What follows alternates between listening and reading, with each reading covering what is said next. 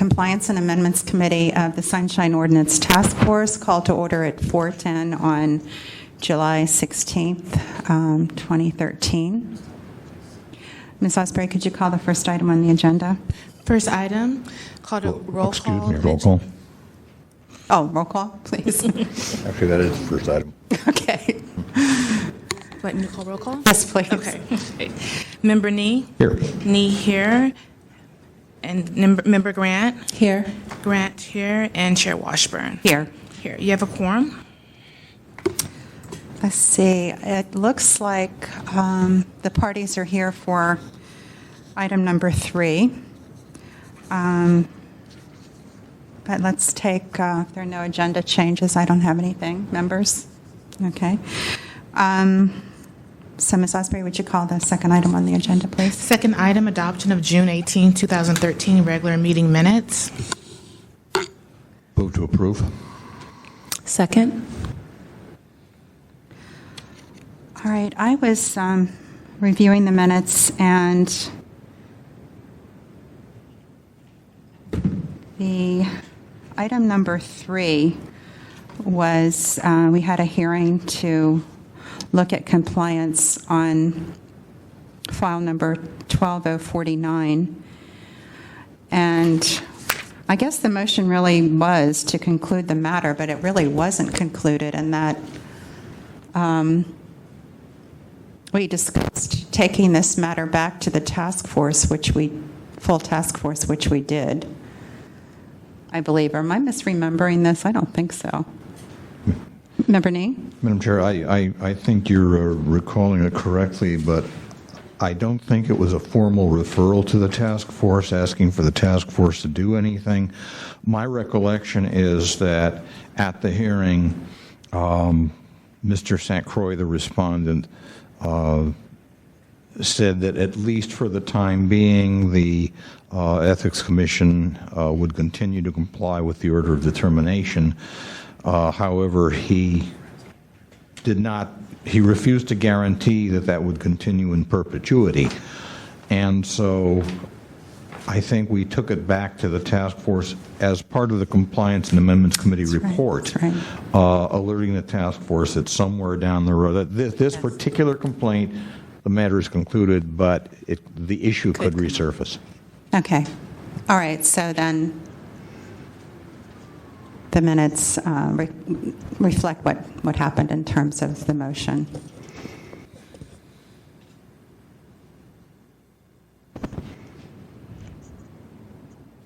And this recording will be a record of our continued discussion about the 150 words going in the body of the minutes. Is there any public comment on the motion before us to accept the minutes? I really have a problem with some of the minutes that are being put forward because they are really kind of meaningless. Comments like, Mr. Hart's had a rebuttal. Mr. Hart spoke. What did Mr. Hart speak about? What did he say? Did he agree? Did he disagree? And if you look at the ordinance, it specifically states in there are certain things minutes should include. And one of those is whether, what was the position of the person, what did they speak about? And simply saying Mr. Hart's had a rebuttal doesn't do any of that. I have a case coming up against the clerk of the board because of her minutes, which are basically meaningless. And I know the members of the task force have looked at those minutes and had a back and forth, but it's getting to the point where some of these minutes are to the point where someone reads them, they have absolutely no idea what was said. And as we've talked about in the past, very often, especially when it comes to discussing things like precedent, it is important for members of the task force to be able to go back and look at the minutes to determine some of the discussions and things that went on.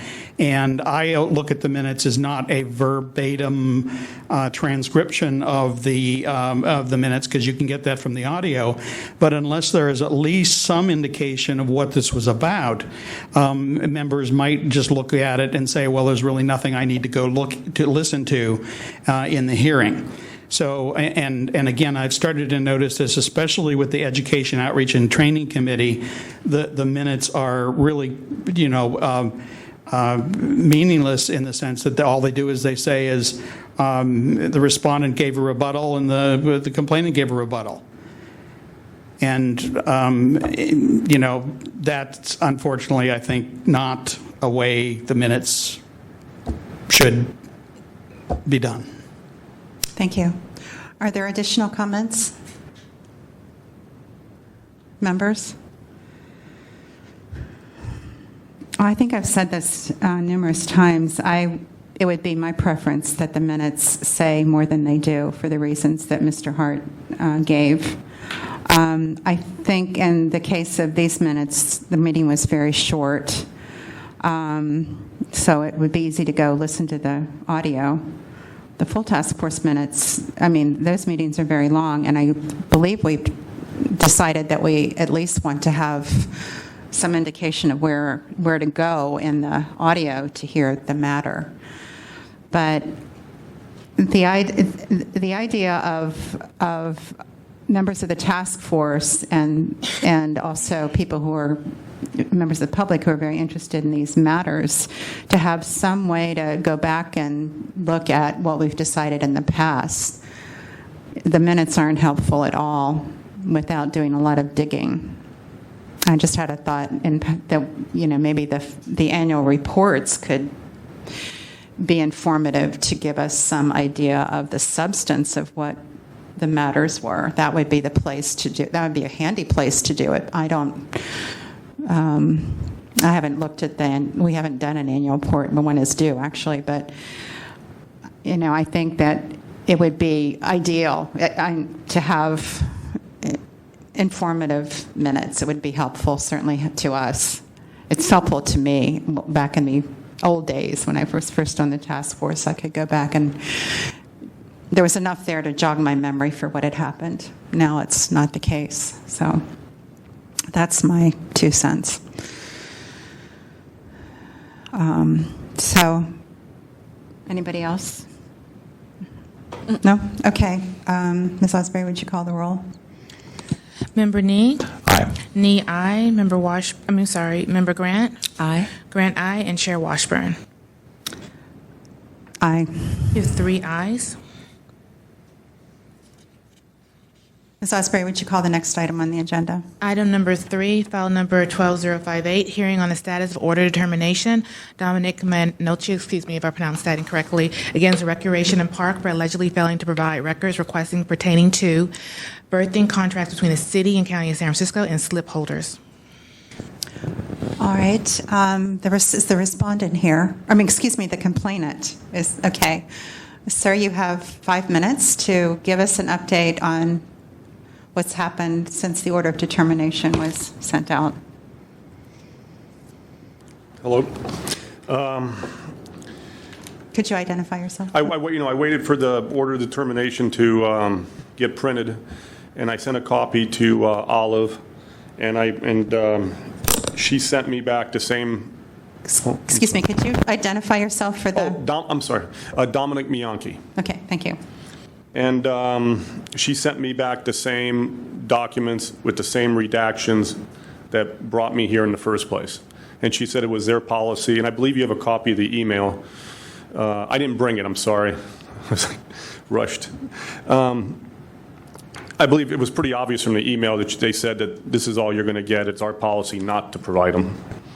And they just ignored the fact that there was an order of determination. And and at the hearing, I don't know, Ms. Washburn, if you were there. I wasn't there. But it was a 7-to-1 rule. I believe it was 7-to-1. And I guess that shouldn't make a difference either, whether it's. But I think if you do have a copy of the email, I don't think I need to waste your time. They just said they're not going to produce it. And I just I've been waiting for this since September. That's when this started. Part of it was because you missed a couple of sunshine meetings, and that's unavoidable. But they are, this is pretty good stall tactics for what's really, I think, maybe 5 or 6 pieces of paper, maybe less, 4 or 5 pieces of paper, which they have readily available, and they just have decided that, and I should have brought you some, I further sunshined, when they didn't provide it, I further sunshined some, I wanted to see the communications between, that mentioned my name and my request. And I got back, and they did answer that one. And I guess, I forget the lady's name. I guess everything I asked for gets screened by their, by a certain person at the Rec and Park, which I think is probably wrong in the first place. And you can ask Olive later who that person is. I'm sure she has a recollection of it. She emailed the Park and Rec attorney to call her back. But in the substance of the phone conversation, obviously I don't have. But it is kind of odd that every time I ask for something, it has to go through this hierarchy inside of Park and Rec. It's almost, even if they're not doing anything wrong, it does, it shows, it makes you wonder. Mm-hmm. And, I just hope you do everything you can to help me get these documents just out of the principle. And the reason I did this in the first place was to inform, there was a transaction at the harbor, and I'm just reminding you, I don't know, and all three of you, if you didn't remember, it was a transaction that happened last August that affected the wait list. And I thought that a slip was given to somebody without going through the wait list. And I thought the people on the wait list, there was about 5 people on the wait list. And number 4 actually was able to get the slip ahead of 1, 2, and 3. But it didn't go to the wait list at all. He purchased a boat from a slip holder who was behind 2 years in rent. And there's the whole long story. And I just wanted to tell number 1, 2, 3, and 4 that if they wanted to pursue it, it was up to them. I was just trying to provide some information to other people on the wait list. It didn't actually even affect me. And but I felt strongly that if that they should be following the rules that are set forth in the marina rules and regulations.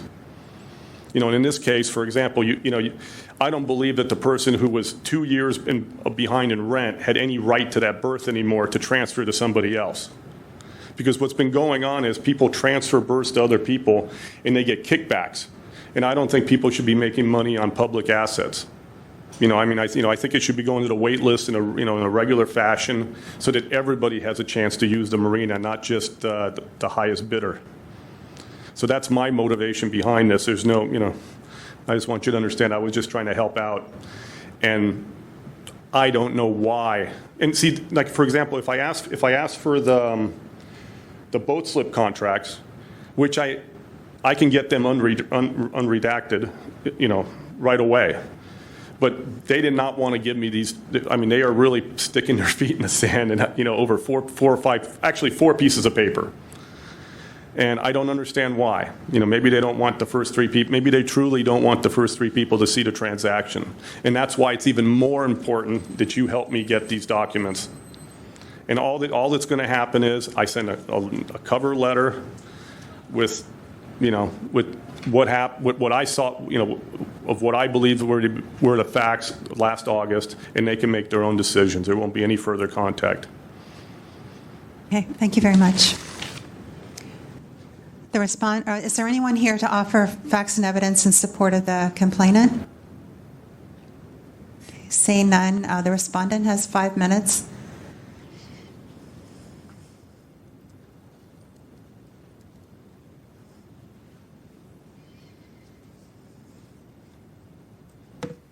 Good afternoon, honorable members of the Sunshine Committee.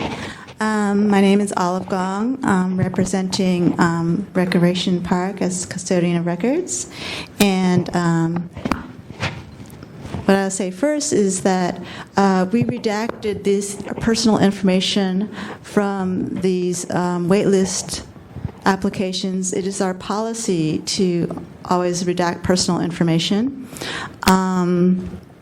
We lawfully redacted this information. The Public Records Act and the Sunshine Ordinance makes clear that the ordinance was not intended to eliminate or interfere with privacy rights. Specifically, Section 67.1G states that the private entities and individuals and employees and officials of the City and County of San Francisco have rights to privacy that must be respected. The Public Records Act, likewise, was adopted by the legislature in the spirit of being mindful of the rights of the individuals to privacy. This is California Government Code, Section 6250. Beyond these general principles, the Public Record Act specifically contains a privacy exemption, Section 6254C, which covers personnel, medical, or similar files, the disclosure of which would constitute an unwarranted invasion of personal privacy. This exemption is retained in the Sunshine Ordinance, which states in relevant part that the release of documentary public information shall be governed by the California Public Records Act. Let's see, in Section 1, Article 1 of the California Constitution, in turn, protects a client's right to privacy and classifies such a right as an inalienable right. That provision states that all people are by nature free and independent and have inalienable rights. Among these are enjoying and defending life and liberty, acquiring, possessing, and protecting property, and pursuing and obtaining safety, happiness, and privacy. California Constitution, Article 1, Section 1. Thus, Recon Park, as a city agency, may not make disclosures that violate an individual's right to privacy. The right to privacy is a third-party right. It belongs not to the city, but to the individual. The city is obligated to protect and to defend that right, which in this instance means refraining from disclosing to Mayanchi or any other member of the public the personal information Recon Park has redacted from the waitlist applications provided to Mr. Manucci in response to his public records request.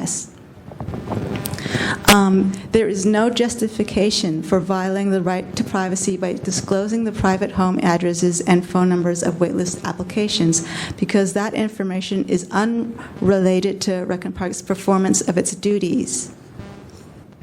An agency must decline to disclose information or records when the burden on the right to privacy outweighs the benefit to the public of the information contained in the files. But the release of the personal information does not shed light on the agency's activities. The relevant public interest supporting disclosure in this case is negligible. Disclosure of this information will not promote openness in government, nor will it shed light on RPD's performance of its duties.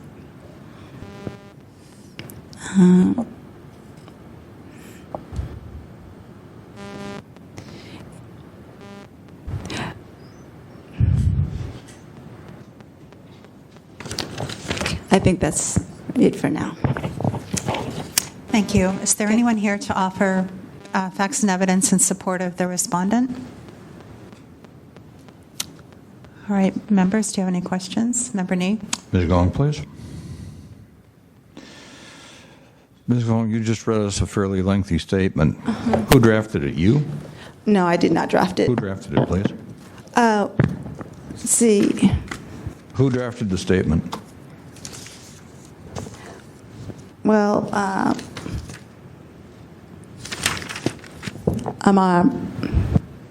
this is a statement from our Recon Park department. Well, who in the Recon Park department? Do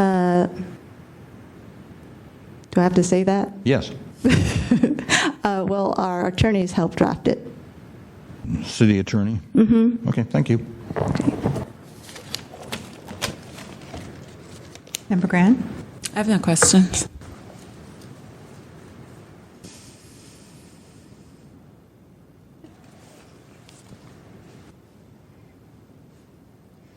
I have a statement, just for information, that, sir, your last name again, Mayanki.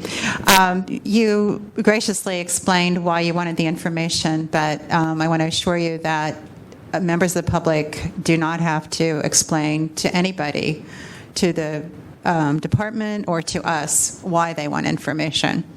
The assumption is, first of all, that all records are public and thus subject to disclosure, except for very narrow cases. And so there's some disagreement here about that.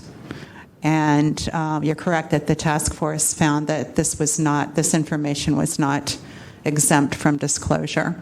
It is not personnel records or medical records or anything having to do with the court case. These are people who are on a waiting list and probably would appreciate the information you would give them. So to move forward, does the respondent have a rebuttal? This time you have, no, you're the claimant. Yes. Complainant. The respondent, Ms. Gong, do you have anything to add? Okay. Now the complainant, you have 3 minutes for closing statement. All I wanted to mention is that, I didn't believe we were here today to re-argue the merits of the request, which is, and that's all I heard. And that's, I guess I have nothing else except to ask that, your help in getting Park and Rec to open up a little bit and, and follow the Sunshine Act and the Public Records Act. Because I've read the Public Records Act. I've read the state constitution. I am an attorney. And I have not been able to find anything that would prevent that document. There's no well, we're not going to argue the case again. Okay. Thank All right. you. Okay, the matter is now with our committee. Member Nee? Madam Chair, I move that we refer this matter back to the task force with a recommendation that that this matter be sent to the Ethics Commission for willful violation under Section 67.34, in addition to the violation of 67.26. Can you read me what 6734 is? Yeah, 67.34 is basically a finding of willful violation. And then 67.26? That's withholding kept to a minimum. Great. Okay. I second it. All right, is there any public comment on the motion before us? Ray Hartz, Director, San Francisco Open Government, and I wholly agree with the motion and the recommended action to the task force. As far as I can remember, I was there for the original hearing, and Ms. Gong is simply rereading the same argument that she made before the task force, what the task force did not accept. One comment she did make that I would like to make a particular comment on, and she said, this doesn't relate to the performance of Park and Recs, and that is absolutely incorrect. From what I understand, the reason he is trying to get these records is to find out whether Park and Rec is actually following their own rules and regulations and how they're handling these boat slips and arrangements and wait lists and things like that. If that isn't, clearly what it is, and I think part of the problem, from what I can see, is they have probably, in all likelihood, not handled it properly and want to cover that up because they know if it comes out, the people on the wait list who got cheated will have a case against them for violating their own rules, policies, and procedures. One of the things I learned a long time ago, working in the military, in the federal, state, and local government at different levels, is the fact that one of the things that will hang you faster than anything is when you have a stated policy and procedure in place and it is established that you didn't follow your own policies and procedures. That's sort of an admission that we did something wrong because we didn't even follow our own policies. And unfortunately, everything I've heard so far in the original hearing and now is that the Park and Recs wants to cover up the fact that there are records which will show they violated their own policies and procedures, and they don't want those given. As far as giving this whole issue of privacy, if you fill out a public record and you put your name down on there and your address and all these other things, I don't think they can put forward an argument that they are protecting your right. And the reason I say that is one I mentioned before, which is when I put in my first couple of cases to this body, I requested anonymity, and the city attorney's office sent a response listing my name 5 times and saying it was ridiculous for me to ask for confidentiality because everybody knew who the complainant was. Thank you. Is there public comment on this motion? Peter Warfield, Executive Director of Library Users Association. I'm not familiar with the details of this case, nor am I a party to it in any way. However, I think I mentioned to the full task force when I was last there that the Ethics Commission, when a case regarding Library Users Association came to the Ethics Commission very recently, the, if you like, game they played was they can't do anything except with respect to willful failure, except when there is a named person who is presumably responsible. In the case that they took from the task force, they conveniently pretended and wrote in their analysis that the Library Users Association complaint against the Arts Commission was, in fact, in their formulation, a complaint by Peter Warfield, Executive Director of Library Users Association, against Kate Patterson, someone who had never had anything to do with it, with whom we had never had a correspondence regarding the case prior to its coming to Sunshine, and who essentially is a foot soldier, given the title of Public Relations Director, who was sent to deal with the matters.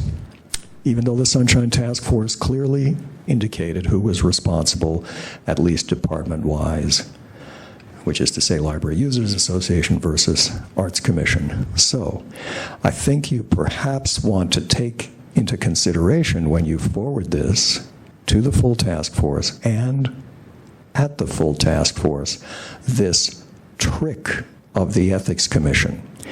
In my opinion, the top official of any department is the one responsible when the department does wrong, and particularly when it does so over a long period of time. It's one thing if somebody made a mistake for a moment and then was immediately or quickly corrected. But in this case, I think you need to determine that the department is being represented by the department representative, and therefore that the department head by name has to take responsibility. If you read section 67.34, willful failure shall be official misconduct, it has a short paragraph with respect to this matter that you might want to consult, but I think it's important, if you want to send it to ethics, which it sounds like you do, and I'd certainly not oppose that, as I said, you might want to take into account what I've said and specify that it is the department and run by the department head that is responsible for something that has gone as long as presumably this has, where it's gone to the full task force and then to the compliance and amendments and presumably back to the task force. This isn't a one-time mistake. This isn't a momentary lapse. This isn't a new employee who screwed up and then the department tried to make it better. Thank you. Thank you. Madam Chair? Member Nee? Yeah, there is one other aspect to this, and I'm not sure it should be part of my motion, at least not here. But I raise this point in light of what Ms. Gong just told us about who drafted the statement she had read to us. I point to section 67.21I of the ordinance. The second sentence therein reads, the city attorney, no, wait a minute. First sentence. I'm sorry, first sentence.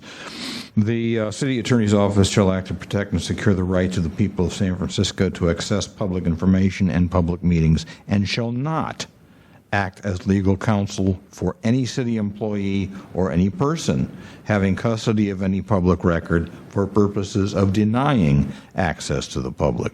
It seems to me the city attorney, judged from what Ms. Gong has told us, has done just that in violation of Section 67.21I. So that could be something that we keep in mind when we bring this up at the full task force. That's correct. It is possible that it would be appropriate to ask that the task force chair draft a strong letter to the city attorney explaining, why we have a concern about this. Okay. Can you amend your motion now and include that 67.21I, so when it goes to the full task force, they know specifically what we are referring this to the Ethics Commission for? I would like. Well, okay, I can. See that, 'cause I can. What I can do. Let me amend the motion to include. To add Yeah. a recommendation that the task force chair draft a strongly worded letter to the city attorney's office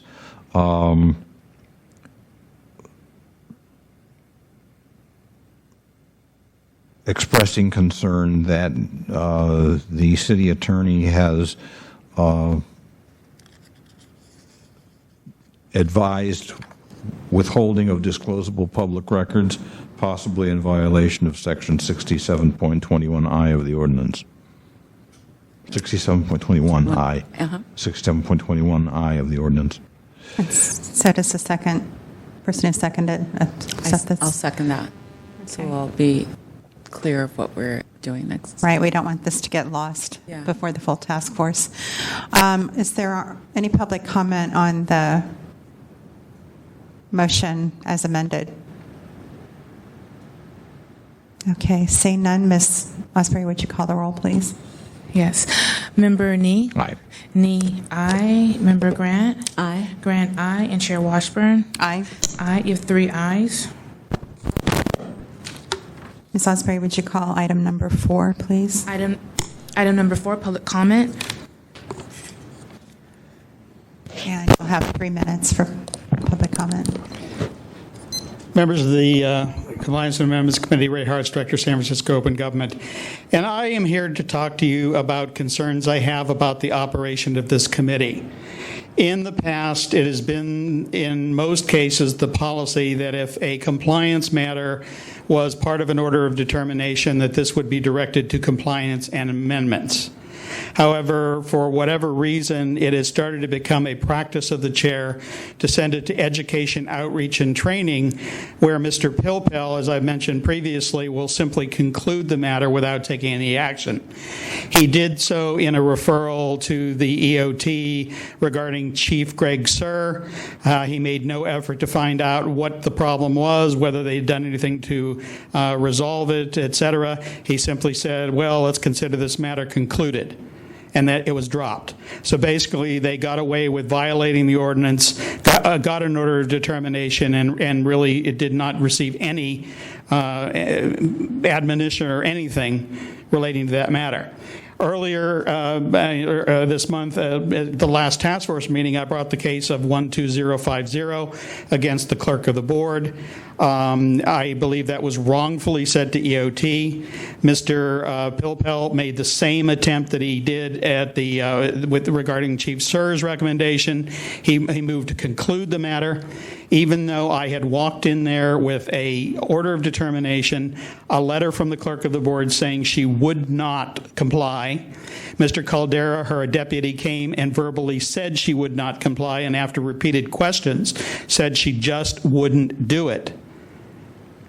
And Mr. Pilpel moved to conclude the matter. This is the 6th determination on the same subject, and yet here we have a determination which is basically being quashed. Now, I'm going to say something, and you can take it any way you want. In both of these cases, the chair who decided where these were going voted no and sent it to Mr. Pilpel, which in this case voted no. And I am having a hard time believing that there is not an effort between the two of them to take items they don't want to pursue and send it to EOT so that Mr. Pilpel can misuse his knowledge and abuse his authority to do away with these amendments. And at the full task force meeting, when I brought this up, there was initially a motion to put it on the full agenda for the next meeting, and all of a sudden it was no, we're just going to ratify what EOT did. The bottom line is, after 6 cases, there should not be a reason I have to come in and re-argue a case before a subcommittee and then have that subcommittee simply stick their eye in the majority of the task force members who voted in favor of the orders and make them go away. Thank you. Is there additional public comment on a matter not on the agenda? Okay, seeing none. Ms. Osbury, would you call item number 5? Item number 5, Administrator's Report. You have a copy of the Administrator's Report in front of you of pending complaints before the Compliance Amendments Committee. Okay, so perhaps we'll hear these at our August meeting. Pardon me? Oh, here it is. So there are three matters that will be coming before us in the near future.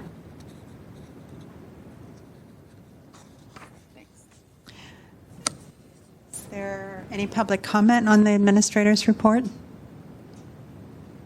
Seeing none, Ms. Osbury, would you read the next item on the agenda? Item number 6, announcements, comments, questions, and future agenda items. Member Nee? Yeah. Couple things. Just a brief reminder about the event tomorrow. A panel discussion on upholding the people's right to know. This will take place at the ILWU Local 34 Hall, 800 2nd Street, right next to AT&T Park, starting at 7 p.m. Admission will be free. The other thing I'd like to bring up, I will not be at the September meeting of this committee. I will be traveling.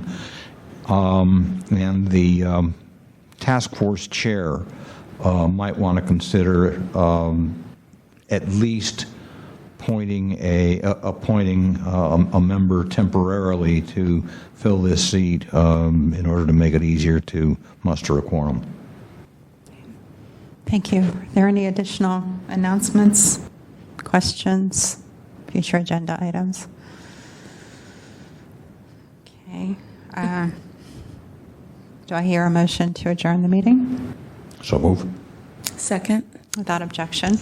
The meeting is adjourned at 5:48. 4:48. 4:48.